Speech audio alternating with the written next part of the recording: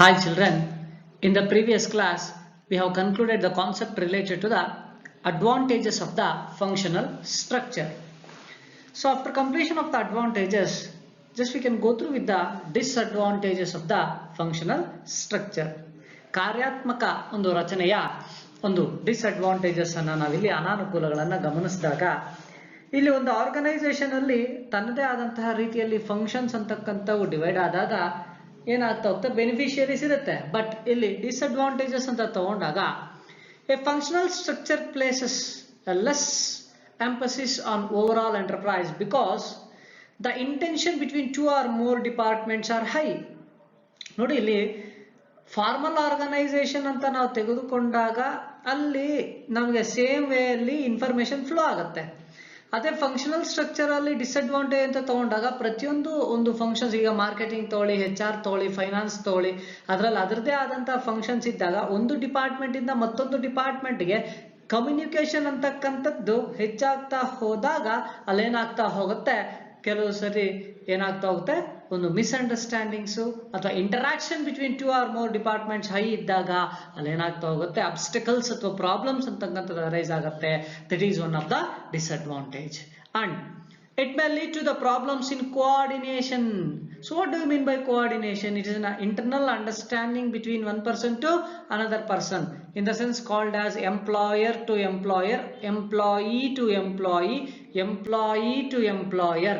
ನೋಡಿ, ಇಲ್ಲಿ ಓನರ್ ಮತ್ತೆ ಓನರಿನ ಮಧ್ಯೆ, ವರ್ಕರ್ ಮತ್ತೆ ವರ್ಕರಿನ ಮಧ್ಯೆ, ವರ್ಕರ್ ಮತ್ತೆ ಓನರಿನ ಮಧ್ಯೆ ಈ ಒಂದು ಕೋಆರ್ಡಿನೇಷನ್, ಸಮನ್ವಯತೆ ಅಂತಕ್ಕಂಥದ್ದು ಇರೋದಿಲ್ಲ. ಯಾಕೆ ಇರೋದಿಲ್ಲ ಅಂತ ಹೇಳಿದ್ರೆ, ಫಂಕ್ಷನ್ ಅಲ್ಲಿ ಒಂದು ಡಿಪಾರ್ಟ್ಮೆಂಟ್ ಮತ್ತೊಂದು ಡಿಪಾರ್ಟ್ಮೆಂಟ್ಗೆ ಯಾವುದೇ ರೀತಿಯಾದಂತ ಇನ್ಫಾರ್ಮೇಶನ್ ಫ್ಲೋ ಆಗೋದಿಲ್ಲ. ಯಾಕೆ?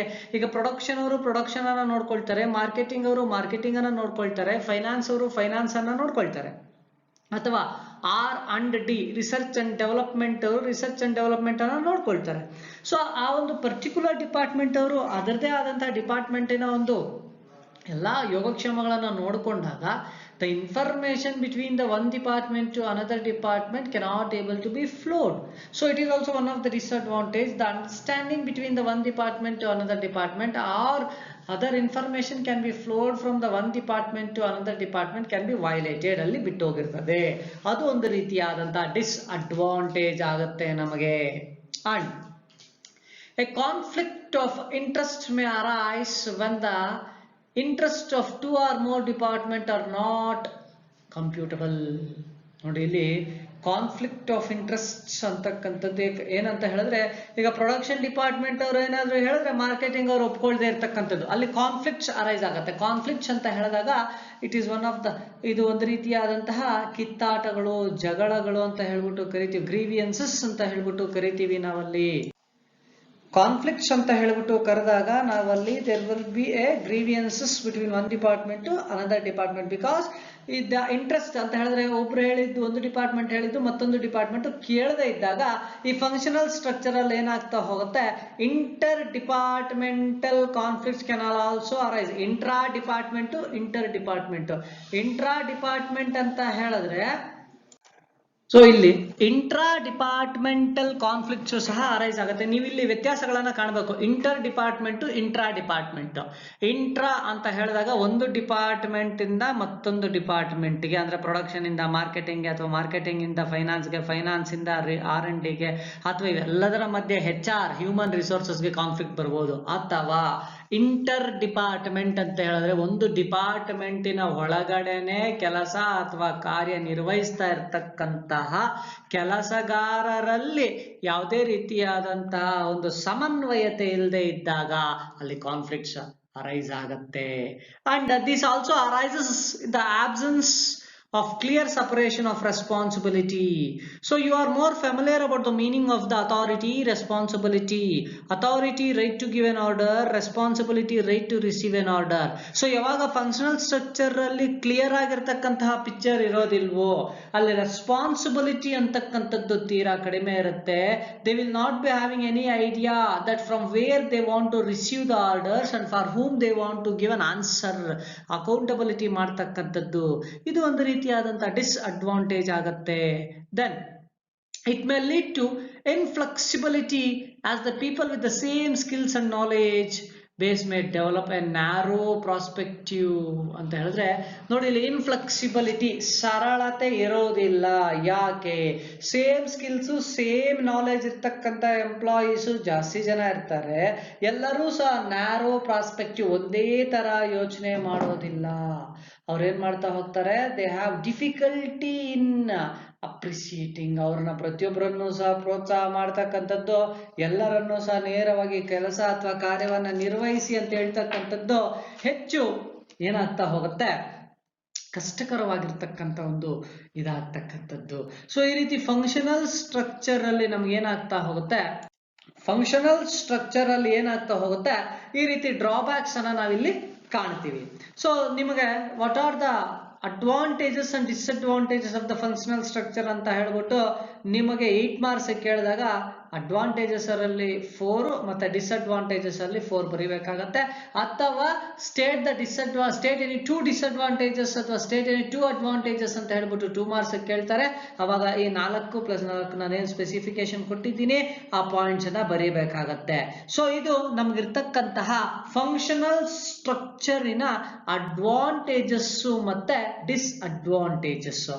So first type of organisational structure functional structure ಮುಗಿದ ನಂತರ ನೆಕ್ಸ್ಟ್ ಇರ್ತಕ್ಕಂಥದ್ದು ನಮಗೆ divisional structure. So what do you mean by divisional structure? The divisional structure means are comprises of a separate business units or divisions.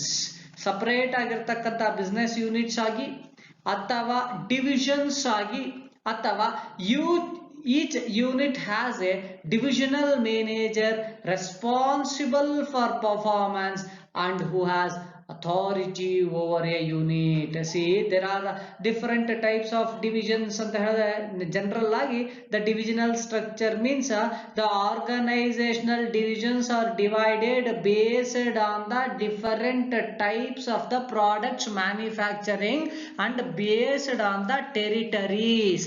The divisions has been divided, it is called as a divisional structure. ಇಲ್ಲಿ ನಾವುಗಳು ವಸ್ತುಗಳ ಉತ್ಪಾದನೆಯ ಆಧಾರದ ಮೇಲೆ ನಾವೇನ್ ಮಾಡ್ತಾ ಇದ್ದೀವಿ, ಕಂಪನಿನಲ್ಲಿ departments ಅಂತ ಹೇಳಿ ಡಿವೈಡ್ ಮಾಡ್ತಾ ಇದ್ದೀರಿ. ಸೊ ಅದನ್ನ ನಾವೇನಂತ ಕರಿತೀರಿ, ಡಿವಿಷನಲ್ ಸ್ಟ್ರಕ್ಚರ್ ಅಂತ ಹೇಳ್ಬಿಟ್ಟು ಕರಿತೀರಿ. ಸೊ ನಾವು ಇಲ್ಲಿ ಡಯಾಗ್ರಾಮ್ ಅಲ್ಲಿ ಅಥವಾ ಚಾರ್ಟ್ ಅಲ್ಲಿ ಇಂಡಿಕೇಟ್ ಅನ್ನ ಮಾಡಿದೀವಿ, ನೀವು ಸ್ಪಷ್ಟವಾಗಿ ಗಮನಿಸ್ಕೋಬಹುದು.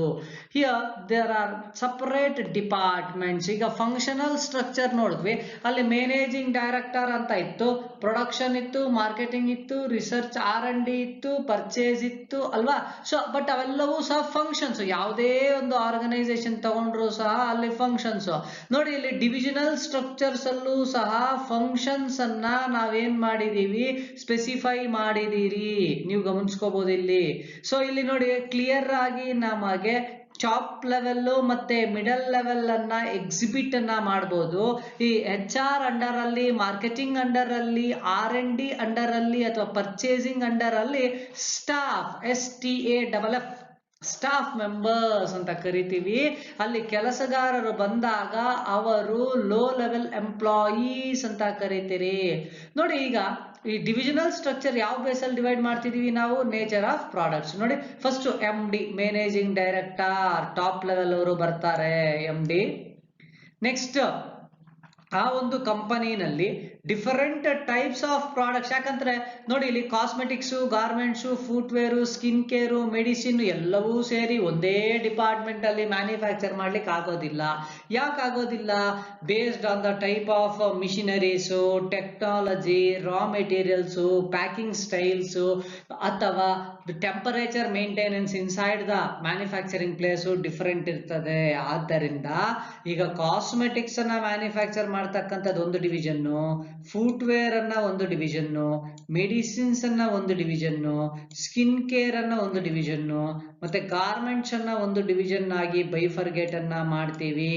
ಅದಕ್ಕೆ ಹೇಳ್ತೀವಿ divisional structure means then based on the different types and nature of products manufactured, the divisions has been bifurcated and based on the territories ಅಂತ ಹೇಳಿದ್ರೆ regions, east, west, north, south ನ ಆಧಾರದಲ್ಲಿ. ನೋಡಿ ಇಲ್ಲಿ ನಮಗೆ ಕಾಸ್ಮೆಟಿಕ್ಸ್ ತಗೊಳ್ಳಿ, ಎಲ್ಲ ಯಾವುದೇ ಪ್ರಾಡಕ್ಟ್ ನ ತಗೊಳ್ಳಿ, ಆ ಪ್ರಾಡಕ್ಟ್ ಮ್ಯಾನುಫ್ಯಾಕ್ಚರ್ ಮಾಡ್ತಕ್ಕಂತಹ ಡಿಪಾರ್ಟ್ಮೆಂಟ್ ಅಲ್ಲಿ ನಮಗೆ ಜನರಲ್ ಆಗಿ ಎಲ್ಲಾ ಫಂಕ್ಷನ್ಸ್ ನಡೆಯುತ್ತೆ. HR ಫಂಕ್ಷನ್, ಹ್ಯೂಮನ್ ರಿಸೋರ್ಸಸ್, ಮಾನವ ಸಂಪನ್ಮೂಲಗಳು, ಮಾರ್ಕೆಟಿಂಗ್, ವಸ್ತುಗಳನ್ನ ಗ್ರಾಹಕರಿಗೆ ಉತ್ಪಾದನೆ ಮಾಡಿದ ನಂತರ ಮಾರುಕಟ್ಟೆಗೆ ತಲುಪಿಸಿ ಗ್ರಾಹಕರನ್ನ ತೃಪ್ತಿಪಡಿಸ್ತಕ್ಕಂಥದ್ದು. R&D, ರಿಸರ್ಚ್ ಅಂಡ್ ಡೆವಲಪ್ಮೆಂಟ್, ವಸ್ತುಗಳ ಬಗ್ಗೆ ಪೂರ್ತಿಯಾದ, ದೀರ್ಘವಾದ ಅಥವಾ ಹೊಸದಾಗಿ ವಸ್ತುಗಳ ಉತ್ಪಾದನೆಗೆ ಮಾಹಿತಿಯನ್ನ ಕಲೆ ಹಾಕ್ತಕ್ಕಂಥದ್ದು. ಇನ್ನು ಪರ್ಚೇಸಿಂಗ್, ಏನ್ ಪರ್ಚೇಸ್ ಅನ್ನ ಮಾಡ್ತಕ್ಕಂಥದ್ದು, ವಸ್ತುಗಳ ಉತ್ಪಾದನೆಗೆ ಬೇಕಾಗಿರ್ತಕ್ಕಂತಹ ಕಚ್ಚಾ ವಸ್ತುಗಳನ್ನ ಅಥವಾ ಒಂದು ಸಂಸ್ಥೆಗೆ ಬೇಕಾಗಿರ್ತಕ್ಕಂಥ ಇತರೆ ಸಾಮಗ್ರಿಗಳನ್ನ ಕೊಂಡುಕೊಳ್ತಕ್ಕಂಥದ್ದು. ಸೊ ಈ ರೀತಿ ಏನ್ ಮಾಡ್ತಾ ಹೋಗ್ತೀವಿ, HR, marketing, R&D, purchase department common. ಇಲ್ಲಿ ಗಾರ್ಮೆಂಟ್ಸ್ ಮಾತ್ರ ಆರೋ ಮಾರ್ಕ್ ಜಸ್ಟ್ ತೋರಿಸಿದೀವಿ ಅಷ್ಟೇ.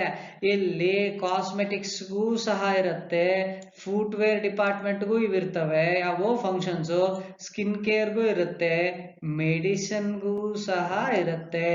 ಸೊ ಈ ರೀತಿ ಏನ್ ಮಾಡ್ತಾ ಹೋಗ್ತೀವಿ, ಡಿವಿಷನಲ್ ಸ್ಟ್ರಕ್ಚರ್ ಅನ್ನ ನಾವು ಆರ್ಗನೈಸೇಷನ್ ನಲ್ಲಿ ಬೈಫರ್ಗೇಟ್ ಅನ್ನ ಮಾಡ್ತಾ ಹೋಗ್ತೀವಿ.